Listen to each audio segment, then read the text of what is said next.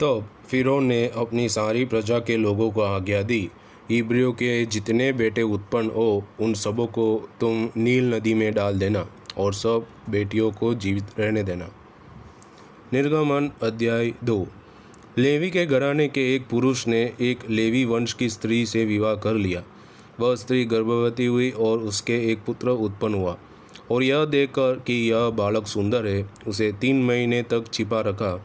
जब वह उसे और छिपा न सकी, तब उसके लिए सरखंडों की एक टोकरी लेकर उस पर चिकनी मिट्टी और राल लगाई और उसमें बालक को रखकर नील नदी के किनारे घासों के बीच छोड़ आई।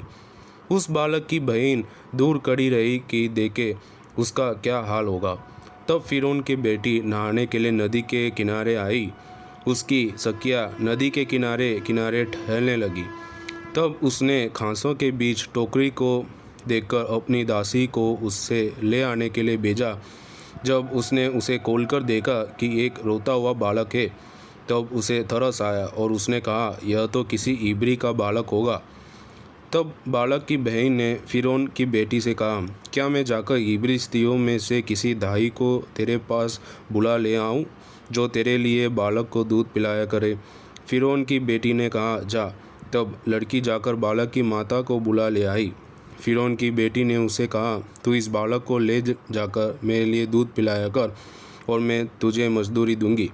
तब वह स्त्री बालक को ले जाकर दूध पिलाने लगी। जब बालक कुछ बड़ा हुआ, तब वह उसे फ़िरौन की बेटी के पास ले गई और वह उसका बेटा ठहरा, और उसने यह कहकर उसका नाम मूसा रखा, मैंने इसको जल से निकाला था। ऐसा हुआ कि जब मूसा जवान हुआ और बाहर अपनी भाई बंधुओं के पास जाकर उनके दुखों पर दृष्टि करने लगा, तब उसने देखा कि एक मिस्री जन उसके एक इब्री भाई को मार रहा है। उसने इधर उधर देखा कि कोई नहीं है, तो उस मिस्री को मार डाला और भालू में छिपा दिया। फिर दूसरे दिन बाहर जाकर उसने देखा कि 2 इब्री पुरुष आपस में मारपीट कर रहे हैं। उसने अपराधी से कहा, तू अपने भाई को क्यों मारता है? उसने कहा, किसने तुझे हम लोगों पर हाकिम और न्यायी ठहराया? जिस भांति तूने मिस्री को घात किया, क्या उसी भांति तू मुझे भी घात करना चाहता है?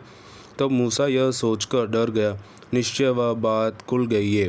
तब फ़िरौन ने यह बात सुन ली, तब मूसा को घात करने की युक्ति की। तब मूसा फ़िरौन के सामने से भागा और मिद्यान देश में जाकर रहने लगा, और वह वहाँ एक कुएं के पास